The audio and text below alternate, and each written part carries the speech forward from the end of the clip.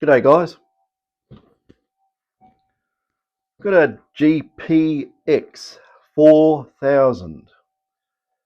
This is a very interesting detector. I haven't seen that many lately, but I have seen, um, I don't know, probably 50 to 100 over the years. But we don't see them that often. We mainly we'll see a lot of the GPs, and now we're seeing a lot of the GPX 45, 100, the 5000s, and now we're doing the 6000s and the 7s. So we're pretty busy with the later model detectors and doing some magic to those. But this 4000 came in, and the fellow wanted basically uh, the whole thing done. So I've spent a bit of time doing this detector up, and yeah, it's sort of a hybrid between the GP and GPX series. And the biggest bug of it is that the LCD display is not backlit, and it's really difficult to see what's going on and do your adjustments. Especially, even in here, it's very difficult to see the display, but it is what it is. Now, at the moment, this has not had any frequency modifications. This is probably the long transmit, not long, but say in normal mode, the three main transmit pulses, short mode we'll call it, not the real long one, sitting about 35 microseconds, which is pretty standard for all these detectors. I've got this on about a quarter of the gain, the variable gain at the moment, and I've got a double stack of new front ends in this, so it's nicely balanced. And I just went right back to bare basics, of doing everything from a technical point of view, as in a textbook example of how to do things, and some new stuff I've put in there, which comes from probably 20 years ago in the way of doing things, and this has come up really, really well. I'm rather impressed. It hasn't got enhanced mode or fine gold. It does have sensitive extra, sensitive smooth, salt mode, and so forth. And at the moment, I've just got it in. What have I got it in? I'll have a look on the front. Okay, I've got it in sensitive extra at the moment as just a proof of concept. There's not much difference. It gives a little bit more of a peak response on smaller gold, and I don't know. I'm in two minds about this. I was going to do a complete um, live chat about the modes on these detectors and how the detectors are set up.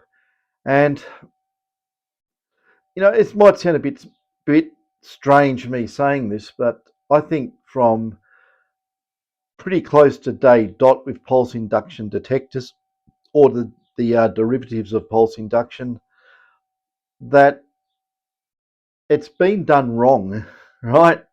And you probably go, "What are you talking about?" No, it's different machines are being made for different types of gold and so forth.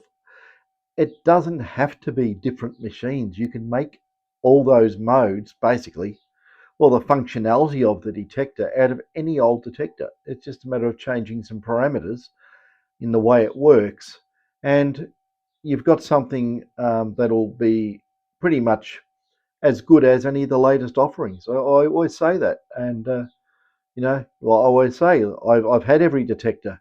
I've owned a 2300. I've owned a 7000. I haven't owned a 6000, but I have long term. Um, um, what we could call it.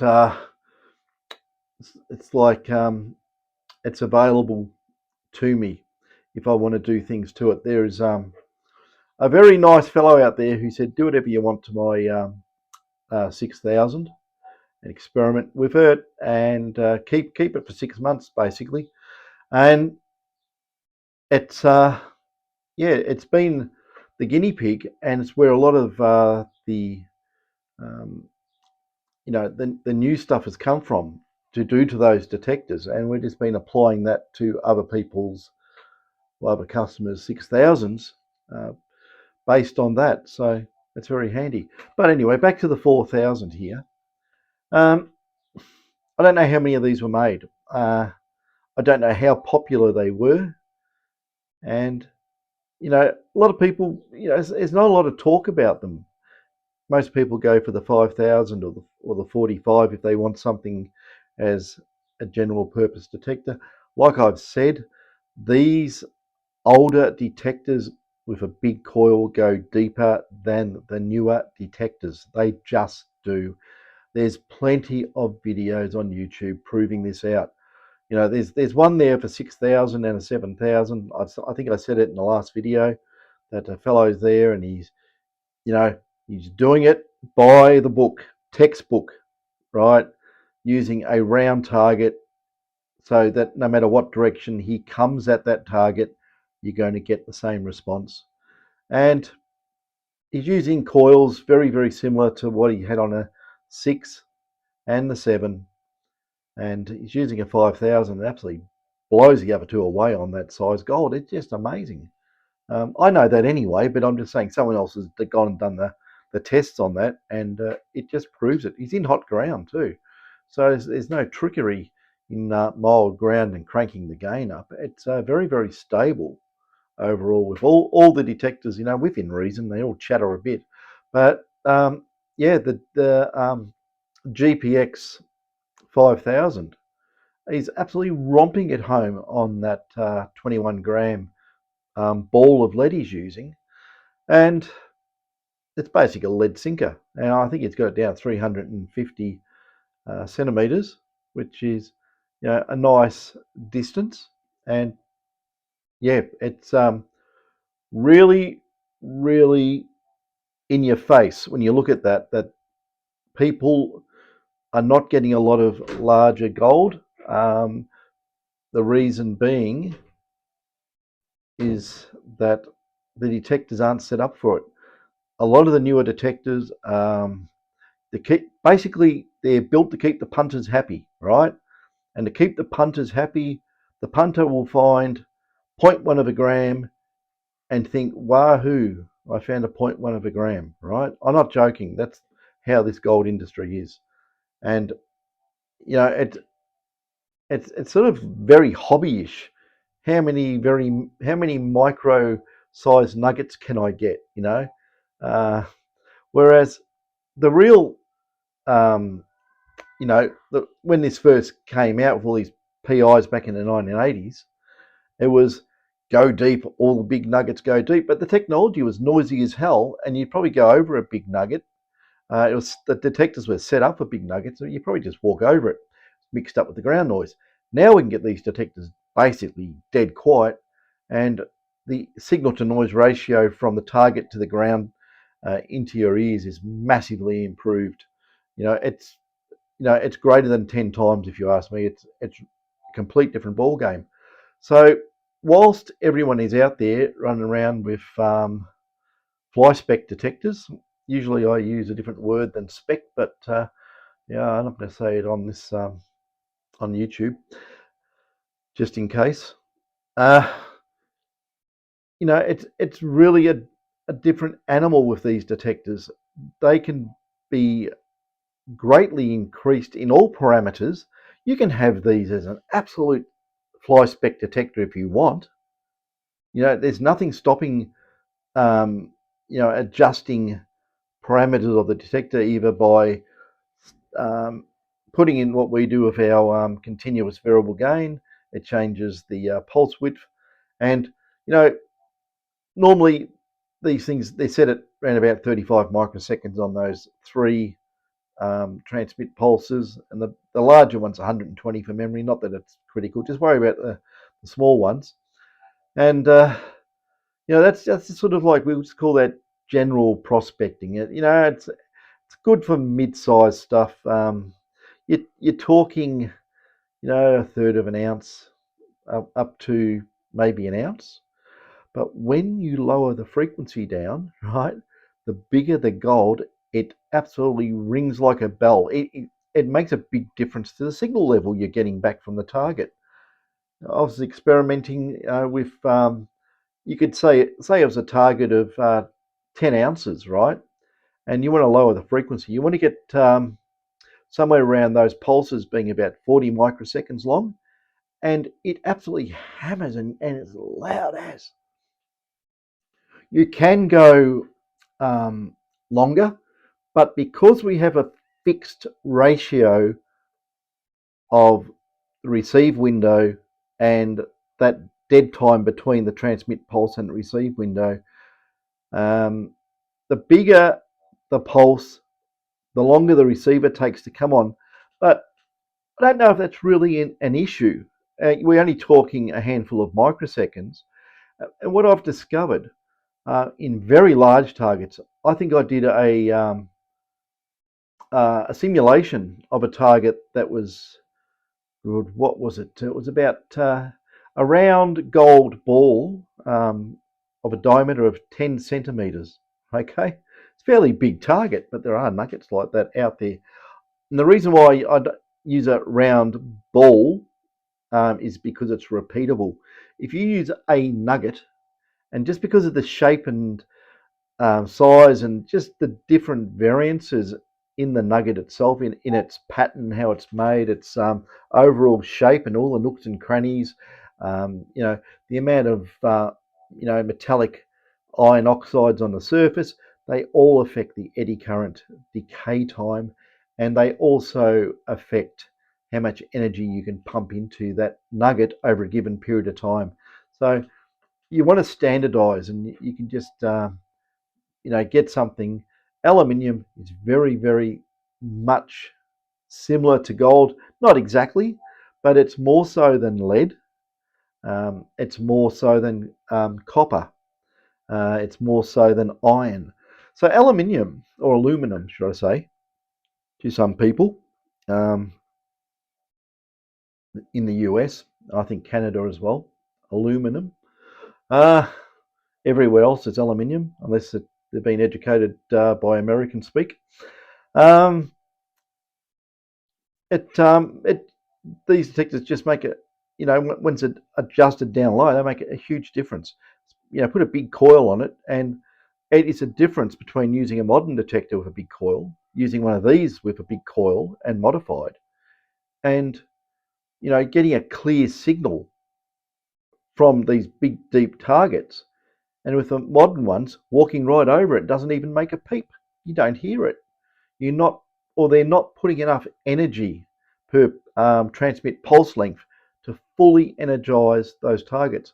When I was looking at even greater size targets, I was looking at target sizes. I think they were um, 20 centimeters across in diameter, and the actual amount of energy when I was, it's like an arbitrary thing. I was working it out using a half an ohm on the coil, 15-volt pulse, and the duration of time to fully energize a target like that to 90% was a third of a second on the transmit pulse, right? A third of a second, and we're talking these detectors.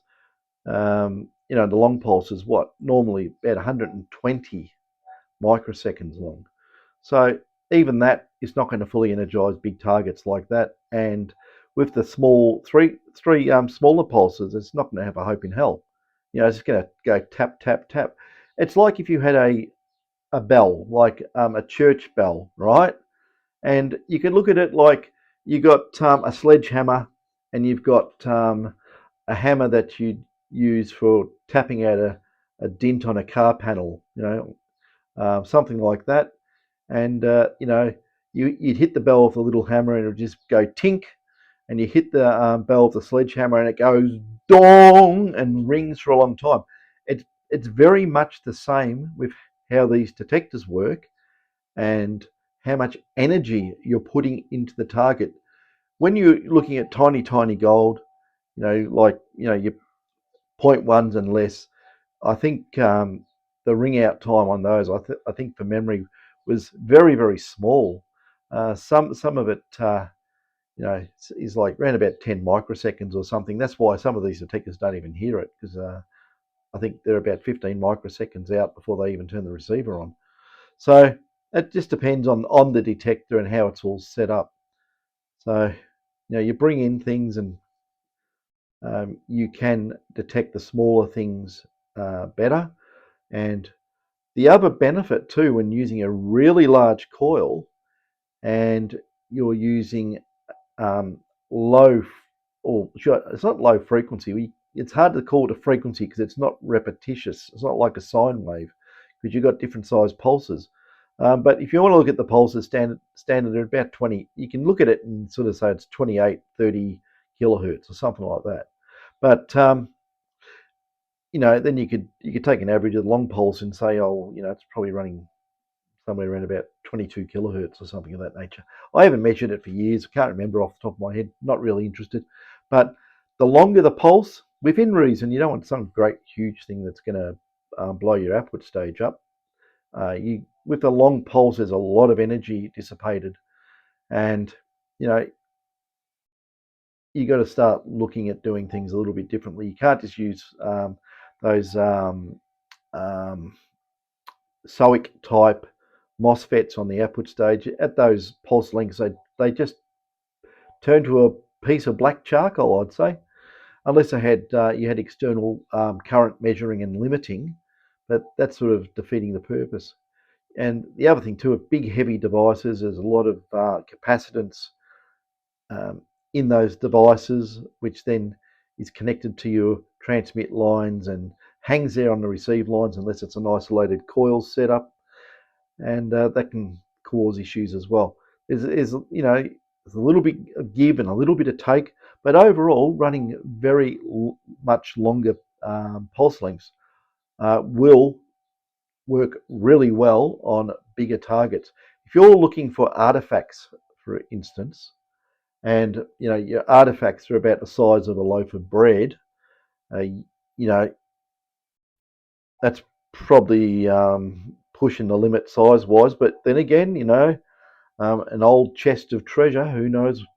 Even though they're separate items and it doesn't work that way, if they're all soldered together or soldered together or whatever, or a big conglomerate and are all electrically conductive together, yeah, it makes a difference. But when they're all put in loose, they don't really add up and look like a bigger target. They just don't. But there was people over in Europe who were saying to me, I want this detector and I want to get, down, 4, 5, 6 feet, or you could say down to 2 meters, and it can be done. We were making up 50-inch coils, 60-inch coils, drag coils, and shipping them over to some various European countries, very old European countries have been inhabited for many, many thousands of years. And yeah, there was a lot of demand for the stuff that we could produce. And then I put two and two together and I worked it out. They were looking for the old king's tombs and that over in Serbia and Croatia. And yeah, so I don't know if it's legit or it's not legit. I don't know, but that's where we were getting a lot of requests. Anyway, what I was saying about the 4000, I've done a real job on this. This is the customer's detector, and it goes really, really well indeed. Actually, it's so damn quiet. If you can hear it just singing away on the bench, the other detectors normally will not be that quiet at about a quarter gain. There'd be some chirp. It could be it's a little bit overcast and all the local solar cells and inverters on everyone's houses aren't working. That I don't know, but it is extremely quiet. But what I'll do at a quarter gain, I've got the 0.05 test bit sitting in there, if you can see it, and I'll just try it on the coil, and I'll just lift this up so you can see. That's a tedious process doing this, but I'll do it anyway. Out you go. Up we go. So yeah, everyone's probably going to run out and look for these 4000s.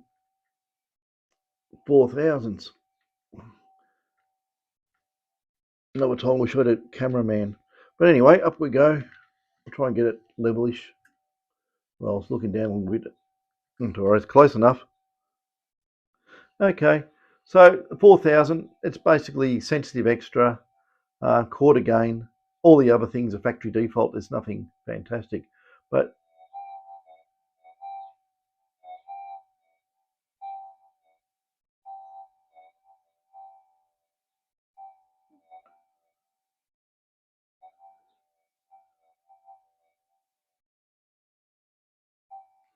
get a nice signal at a quarter gain. And like I say, when you've got a stock standard 5000, it won't even detect it in normal.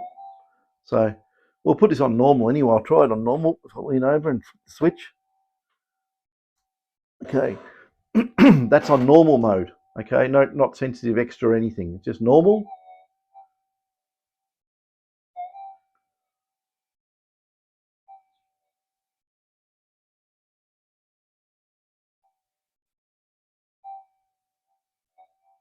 Yeah, it's much better on sensitive extra. But like I say, I've got this on quarter gain. So let's crank it up. I'll leave it in normal and I'll turn the gain up.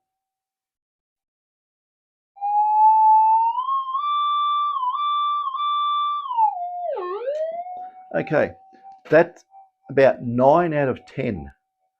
So I'll get the 0.5. It's obviously going to get a little bit chirpy because it's electric wiring and so forth into place, but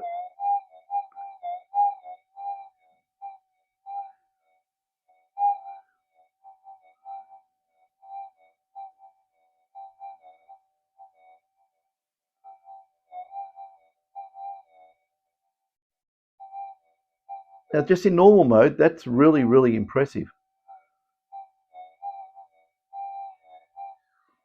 I think I might have this in quiet audio too. But anyway, I think you can hear the signal. So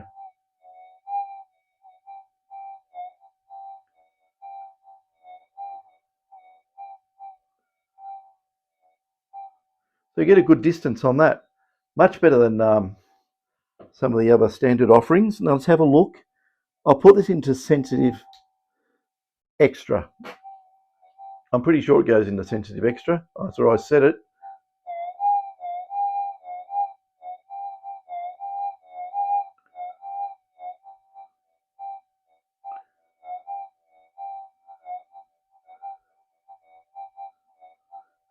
So we're getting up somewhere around about there. That's pretty impressive for the 0.05. If we go to 0.1 of a gram,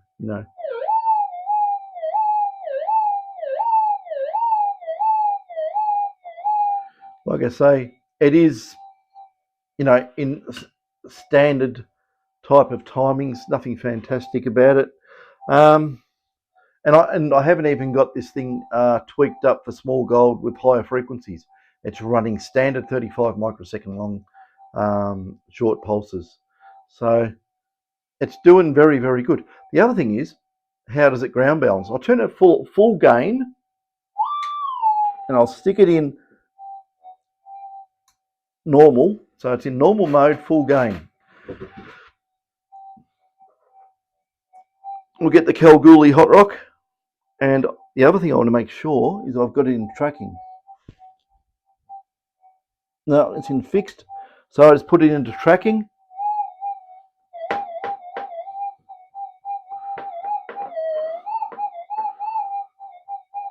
It's full gain in normal. It nearly gets rid of it. We'll just flick it over again and try again.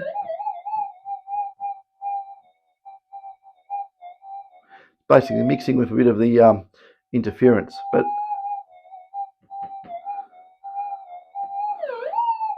right on the edge of the coil we'll get a response, I think. No. Basically tuned it out anyway. Very, very difficult to tune these things out. So that's full. I'll try again.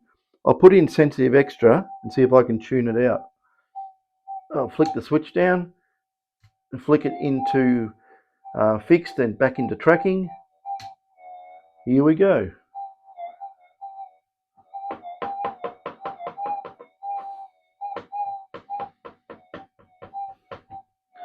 So that's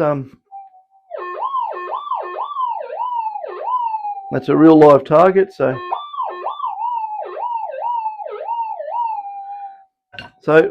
you know, you can't argue against that. This 4000 has come up really, really well. I'm quite surprised how well it actually came up.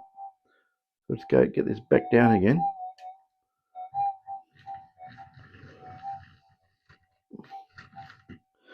Okay.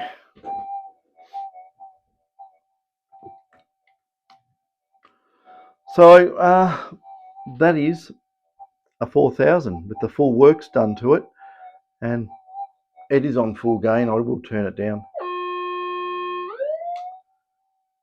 That's basically the gain now is set factory minus 10 dB. So it's sitting there, it's just purring away dead quiet. So I don't think you can do much better than that, you know. And like I say, it's a hybrid between the GPX 4500 and the GP, I don't know, 3000, 3500, something like that. But it goes really, really well. You can pick these up very cheaply too and modify it into a really, really fantastic detector. I'm going to put the variable frequency on this next. I haven't done it because I overlooked it. And I'm going to put the variable frequency in and just see how it goes on big and small stuff in the higher and lower pulse width settings, which we can easily install into any of these detectors. It's going to be a bit of an eye-opener, I think. So yeah, I'll pull it to bits and flip it over and give it the treatment. I think it's working really well. I am impressed. Yeah, I think seeing is believing, and it's doing what it's meant to do. Turn him off. The other thing I did too, the other day I did those live feeds, and I was saying about, I might as well put this in on the end of this, why not? I was saying that someone said that there was a lot of coils, a lot of 6,000, 7,000 coils, about 100 coils that had their leads cut off, and they were dumped off at the Bendigo tip. Tip means rubbish recycling or get rid of place. Rubbish dump, I suppose you'd call it that. We call it the tip because normally what happens, the truck goes in and tips the back of the truck and all the rubbish falls out. So we call it the tip. But yeah, rubbish dump, you know. And what I was told, and I had some photos sent to me, that the guys who work there grabbed all these coils. They all had the leads cut off, right? So you know they're being trashed in that way, and are all put in the shop, little tip shop, open to the public, tip shop or rubbish shop. You know, they rescue things that are too good to go out and get, you know, turned into landfill, and they were in this tip shop. And I don't know if anyone got any. It's 2 hour drive for me to get there. I just said no. By the time I got there, they'd all be gone, or because I put it up on the internet, and probably some people put it up on Facebook as well, that the proverbial probably eventually would have hit the fan, and there would have been requests for someone to go there and retrieve it all and you know, completely destroy it. But what I was told later on, that someone did say that all the coils were now destroyed. So obviously something happened. Someone might have got a phone call from someone's solicitor or something, or lawyers, and said, if XYZ happens, you're going to be in the poo. The thing was that those 6,000 coils have the the chip that talks to the detector to turn the detector on inside the coil. It's not in the plug like in the 7000. It's actually in the coil, and it could have opened up, you know, someone making 100 aftermarket coils, or converting all those chips into splice leads, and you know, having it so the detector just work with any type of coil you made within reason. I think the specific chips for double D and mono, you can't interchange those chips. It tells the detector this coil is a double D, this coil is a mono. Use it on monos. If it's a double D, it will not work. And probably the other way around. Like I say, I haven't experimented. I don't know, but I would say that would be the normal way things would work there. So anyway, those coil uh, assemblies that were down at the Bendigo tip in Victoria, in Australia, depending where you're watching or listening from, are no longer available. So sad. Um, so that was the story of that. I did put up some live feeds on that when I first found out, because like, guys, get them. And then I don't know. There's a few of our customers live around Bendigo, so I thought they could get in there and get a couple and get me one too. But I don't know what happened. I got no idea. I didn't follow up. I just got told that they all got destroyed, whatever that means. Maybe someone from the local Minelab dealership went there and then put a pickaxe through all the coils or something. I don't know. That's my speculation. But no longer available. Damn, $5 for a dongle was pretty cheap. I call them dongles because that's what we used to call them in the old days. It's something that talks back to a computer program or whatever and says it does a handshake, and makes the unit turn on. And without your dongle, it ain't going to turn on, so it's not going to work. So I just call dongles. That's just the word for them. But I'm going back into the 80s, 90s for that terminology. They used to use it on software so people wouldn't copy it. You have to have your dongle plugged in the back of the computer on a parallel port or a serial port, depending how it worked. And without your dongle, software wouldn't work. So that's that. Anyway, I might do a live feed later on tonight. I might do. If I'm going to do one, I'll be doing it at probably at 10 or 11 p.m. Australian Eastern Daylight Savings Time. How's that for a mouthful? So you'd have to go and look that up, depending where you live. The thing is that I'm trying to get it so there's people in the US, and they're sort of like on the opposite side of the earth. There's people in the Middle East who watch these videos. There's people all over the place in Russia, Ukraine, all the way through all those Slovak states, Yugoslavia and Croatia and all the rest of them there. People from the UK even watch it. I don't even know if they have nuggets there. I don't think they do. I think there's some small nuggets up in Scotland, but that's yeah. It's just the time difference that make it really hard to do a live broadcast. So usually stuck doing these videos. But I will do one tonight. I'll try and aim at 10 and 11. So if you subscribe to this channel, which I've never asked anyone to do, would you believe? I've never said subscribe to it. Some people do, some people don't. Up to you. If you do subscribe to it, you will get a notification. I think when a new video goes up, you get a notification, and if I do a live, it'll come up, notify you. So subscribe if you want to see live. I'll get the iPad out for the live, so you can do some live chat too. And I'll probably go through this 4000 a little bit in greater detail. You can ask questions about any detector, and I'll see if I can answer the questions. I know I keep getting a lot of emails from people saying, my detector's doing this. What do you think the problem is? It's very, very difficult to be a doctor on the end of an email. It's it's like, oh, I'm having trouble breathing. What's wrong with me? Uh, yeah, it could be this, could be that, could be a million things. Same with detectors. A lot of stuff. They say, oh, my detector's noisy. What could it be? Well, one of 2,000 things. You can't put your finger on it like that. It doesn't work that way. But I can only just say what I've seen happen the most, like with faults. Like I had one sent me an email about WM12 module, the audio module on his detector. It kept dropping out, and he'd reset it all, and it would work again and drop out again. And what could be wrong? Well, that sounds like the battery in the module's on its way out to me. It works and then just goes low volt, cuts out and drops its marbles.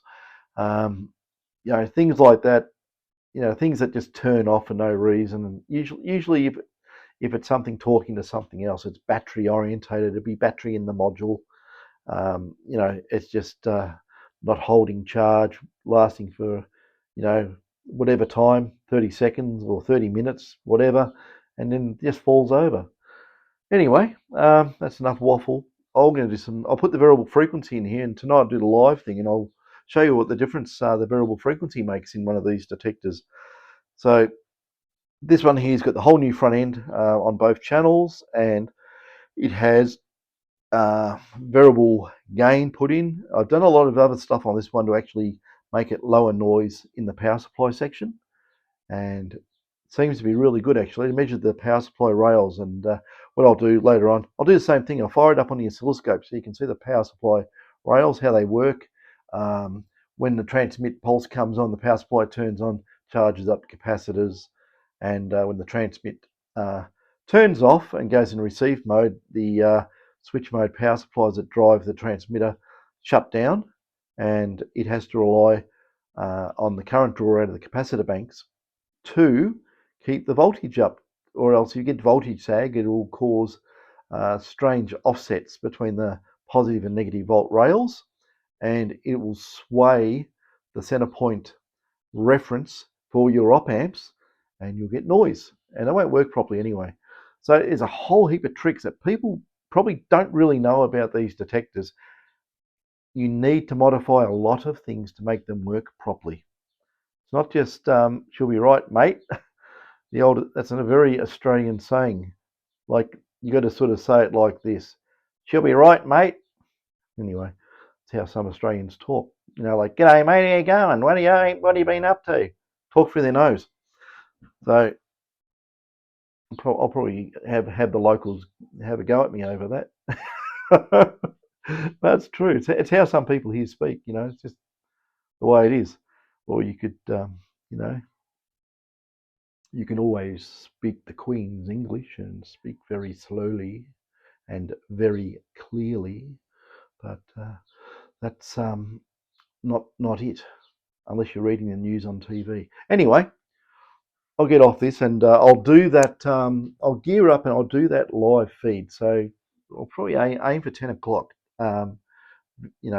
That's Melbourne time, Melbourne, or Southeastern Australian daylight savings time, which is an hour ahead of normal time.